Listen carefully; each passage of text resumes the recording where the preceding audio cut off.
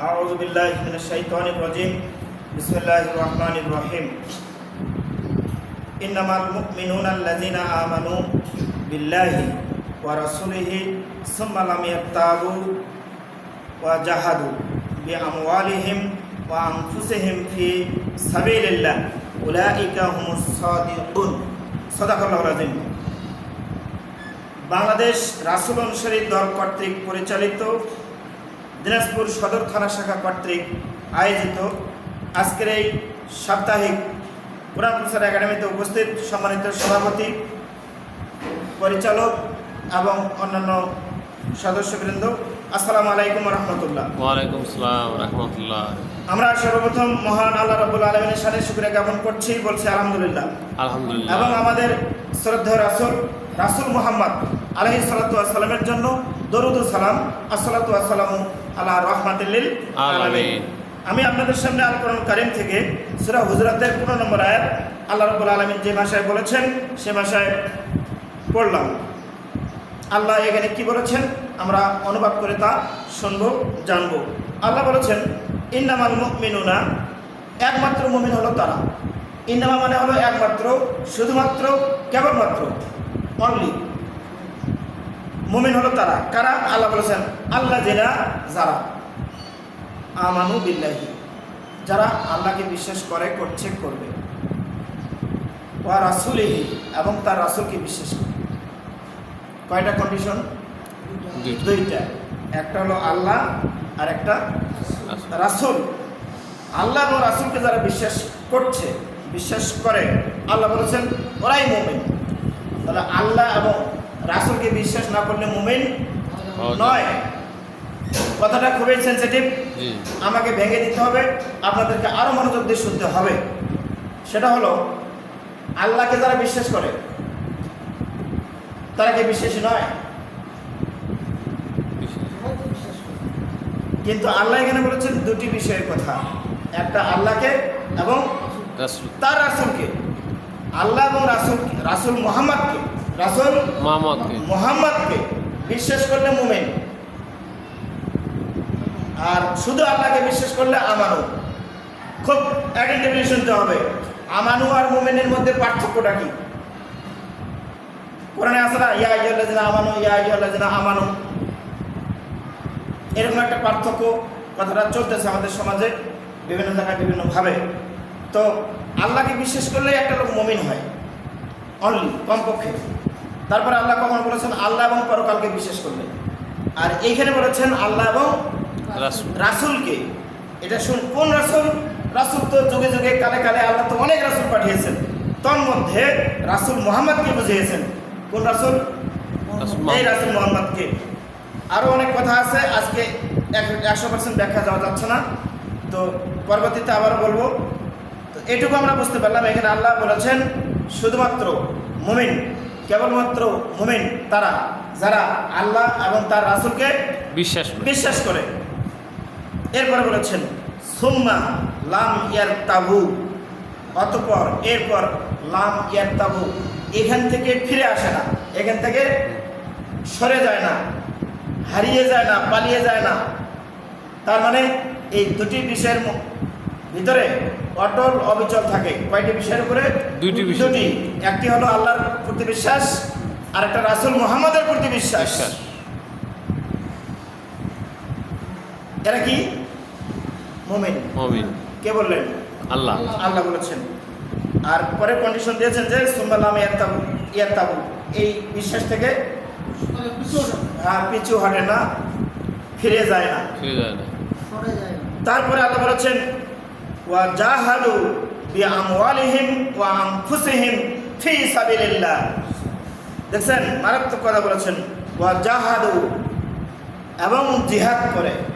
জাহাদু শব্দের আরবি, ওইটা অর্থ করলাম আরবিকে জিহাদ করে। কেন করলাম? আমরা সাধারণত জিহাদ শব্দটা একটু হলো জানি, বুঝি, এই জন্য। কিন্তু আমি জিহাদের মধ্যে থাকবো না, জিহাদের সঠিক বাংলা কি সেটাও বলবো। আল্লাহ বলেছেন ওয়া জাহাদু, এবং যারা জিহাদ করে। জিহাদটা কি? জিহাদ মানে সংগ্রাম, আর কি? প্রচেষ্টা। এটা সাধারণ ভাষা। সর্বাত্মক চেষ্টা, সর্বাত্মক প্রচেষ্টা, সর্বাত্মক প্রচেষ্টা। সর্বাত্মক প্রচেষ্টা, এটা সাদা সোজা বাংলা। আর পলিটিক্যাল সায়েন্স, রাষ্ট্রবিজ্ঞানের ভাষায় আন্দোলন করা, সংগ্রাম করা, লড়াই করা, লক্ষ্য উদ্দেশ্য যতক্ষণ পর্যন্ত হাসিল না হয়েছে ততক্ষণ পর্যন্ত লড়াই। সময়, শ্রম এবং অর্থ সম্পদ দিয়ে জান বাজি রেখে লক্ষ্য উদ্দেশ্য হাসিল যতক্ষণ না হয়েছে ততক্ষণ পর্যন্ত কার্যক্রম চালিয়ে দেওয়া, এটার নাম হলো জিহাদ। জিহাদ বুঝা গেল? জি। তাহলে জিহাদ করতে গিয়ে আল্লাহ এখানে কয়টা উপাদানের কথা বলেছেন? দুটি উপাদান। একটি হলো বি আমওয়ালিহিম, তাদের অর্থ সম্পদ দিয়ে, ওয়া আনফুসিহিম, এবং তাদের সময় ও শ্রম দিয়ে। কি দিয়ে? সময় ও শ্রম দিয়ে। হ্যাঁ, আমার দেশের লোকেরা এখন অনেকে সময় দিচ্ছে, ফিরে আবার শ্রম দিতে চায় না।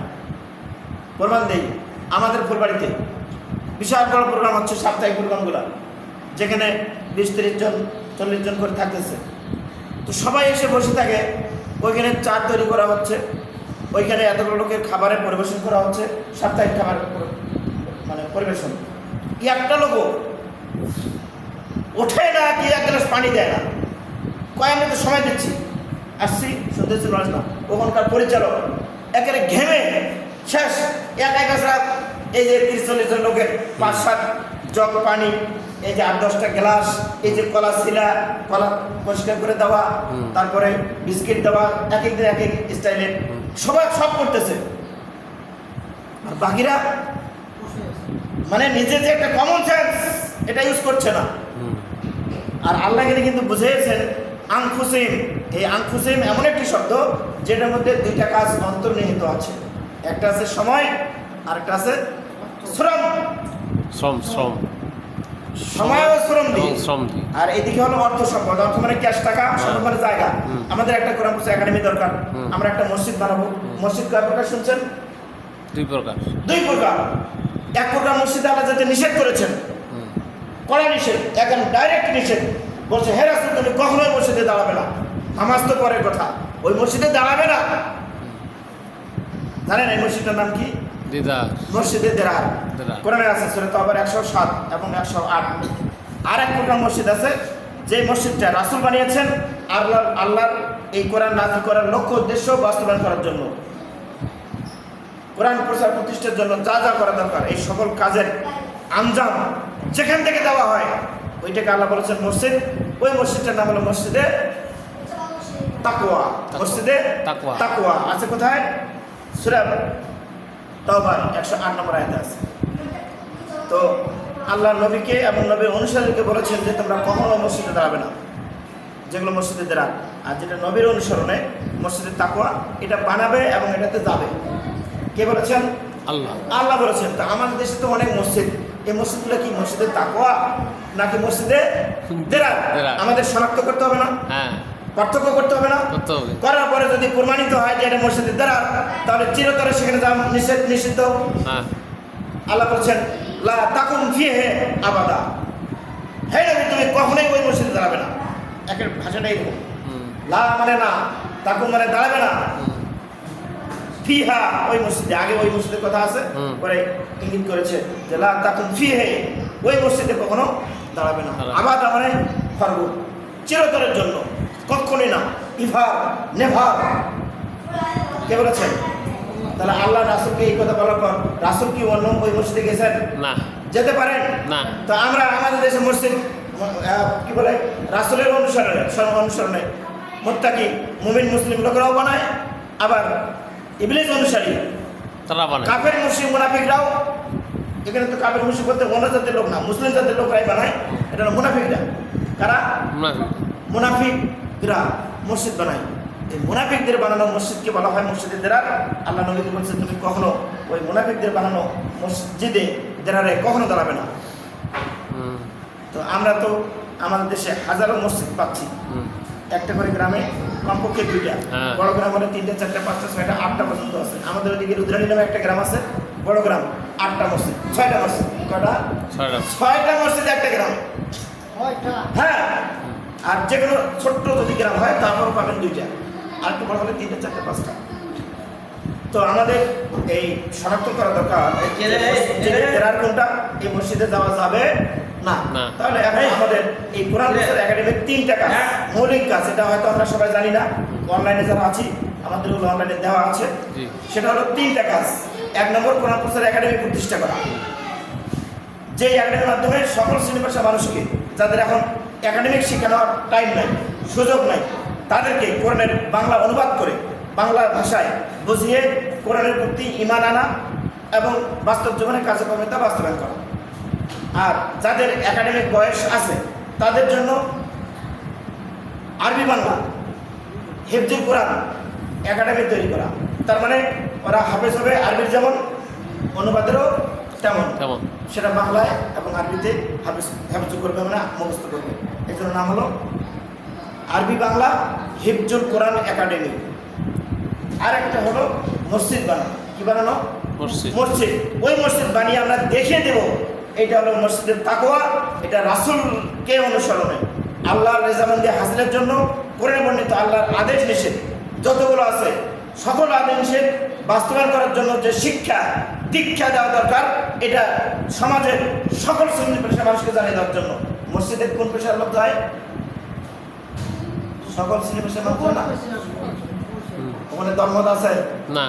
এই জন্য মসজিদ বানিয়ে সকল দলের সকল ধরনের মানুষকে কোরআনের প্রকৃত রিয়াল একদম জেনুইন যে এডুকেশন এটা দেওয়া, মাতৃভাষায় বাংলা ভাষায়। তাহলে আমাদের প্রথমে কি বানানো? কোরআন প্রচার একাডেমি প্রতিষ্ঠা করা। তারপরে একটা শিশুদের জন্য, ছোটদের জন্য, যাদের একাডেমিক বয়স আছে তাদের জন্য আরবি বাংলা হিফজুল কোরআন একাডেমি প্রতিষ্ঠা করা। তারপরে হলো একটা মসজিদ তৈরি করা। কোন মসজিদ? মসজিদে তাকওয়া, তাকওয়া। যেটা সূরা তাওবার 108 নম্বর আয়াতে আছে। আপনি আয়াত নম্বরটা মনে রাখবেন, সূরা তাওবা 107 108 ভাষায় গিয়ে তাওবা পড়বেন। মানে 8টা অনুবাদ আছে, 8টাই পড়বেন, পড়লে বুঝতে পারবেন যে আসলে সূরা তাওবা এই দুইটা মসজিদ কারণটা কি, পার্থক্যটা কি, হ্যাঁ। পড়লে বুঝবেন। যাক, তাহলে আজকে আমরা এখানে জানতে পারলাম, আল্লাহ বললেন যে মুমিন, প্রকৃত মুমিন হলো তারা যারা আল্লাহ এবং তার রাসূলকে বিশ্বাস করে, 1 নম্বর। 2 নম্বর বললেন সুম্মালা ইয়ারতাবু, আর ওই বিশ্বাস থেকে কখনো সরে যায় না, হারিয়ে যায় না, পালিয়ে যায় না, গলে না, হটে না, পিছনে যায় না, ব্যাক করে না ইত্যাদি। তারপরে বলেছেন ওয়াজাহাদু, এবং জিহাদ করে, সর্বোচ্চ প্রচেষ্টা অব্যাহত রাখে। আজকে করলাম কালকে শেষ এরকম না, আজীবন আমৃত্যু, যতক্ষণ শ্বাস ততক্ষণ আশ, বলে কিনা? যারা মুমিন, রিয়াল মুমিন, তাদের যতক্ষণ আশা আছে, নড়তে পারে না কিন্তু এখনো মৃত্যুবরণ করে নেই, শুয়ে আছে, তার মানে আশা, শ্বাস যাতায়াত করছে, এটাকেই প্রবাদে বলে যতক্ষণ শ্বাস ততক্ষণ আশ। কি আশ? মুমিনদের আশা হলো যে কোরআন প্রতিষ্ঠা না হওয়া পর্যন্ত ওই যে শেষ বিশ্বাস যাতায়াত করছে, তারপর আশা করছে না এটা বানাবো, এটা করবো, এটা যেন হয়, এটা নিয়ে বেকুল, মশগুল, ব্যস্ত, বিজি। আর এটা করতে গিয়ে কী লাগবে? আল্লাহ এই উপাদানের কথা বলে গেছেন যে আল্লাহর এই লক্ষ্য উদ্দেশ্য, আল্লাহর এই কোরআনের বর্ণিত আল্লাহর বিধানাবলী সমাজে বাস্তবায়ন করতে হলে 2টা উপাদান লাগবেই। একটা হলো অর্থ সম্পদ, আর একটি হলো সময় শ্রম। আমরা যারা বাংলা ব্যাকরণের সমাজ পড়েছি তারা বুঝি, সমাজ পড়লে বুঝবো যে একটার সাথে আরেকটার সংযোগ থাকে, একটার সাথে, হ্যাঁ, এই যে এখানে সময়ের সাথে শ্রম আছে, অর্থের সাথে সম্পদ, সম্পদের সাথে অর্থ, এগুলো দিয়ে কি করে সর্বাত্মক প্রচেষ্টা অব্যাহত রাখে। এরপরে বলেছেন ফি সাবিলিল্লাহ, এই যে সর্বাত্মক সময় শ্রম এবং অর্থ সম্পদ দিয়ে আজীবন যে চেষ্টা করে, কিসের জন্য এখানে উল্লেখ আছে সেটা হলো ফি সাবিলিল্লাহ, আল্লাহর পথে। তাহলে আপনি আপনার জীবনের সময় শ্রম, অর্থ সম্পদ, চিন্তা চেতনা, গবেষণা, আরাধনা, লেখনী যা আছে আপনার, তবে সব কিছু উজাড় করে দিয়ে, লেখক হলে লেখনীর মধ্য দিয়ে আপনি কোরআন প্রচার করবেন, কবি হলে কবিতার মধ্য দিয়ে, আলোচক হলে আলোচনার মধ্য দিয়ে, ইমাম হলে ইমামতের মধ্য দিয়ে, খতিব হলে খুতবার মধ্য দিয়ে, যে যেখানে যে শ্রেণী পেশা আসছে না কেন, সবার একটাই লক্ষ্য হবে যে কোরআন জানতে হবে, বিশ্বাস করতে হবে এবং কাজে কর্মে তা বাস্তব জীবনে বাস্তবায়ন করতে হবে। আল্লাহ বললেন এরাই মুমিন।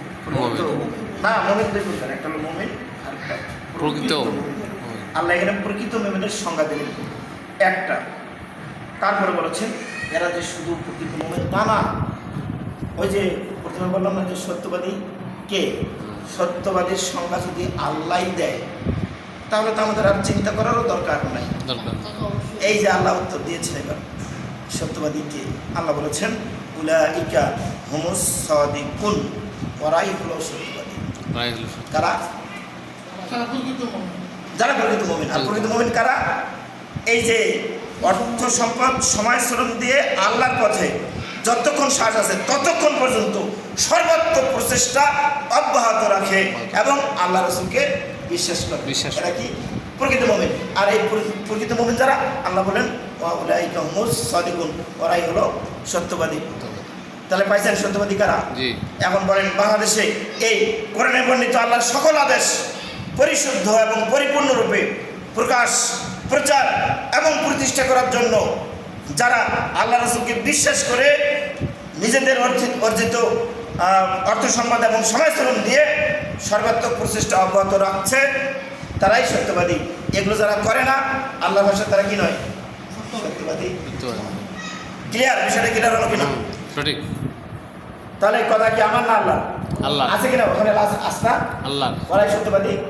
দেখেন ওই যে সূরা হুজরাতের 15 নম্বর আয়াতে আছে উলাইকা হুমুস সাদিকুন, তারাই সত্য। এখানে লিখছে সত্যনিষ্ঠ।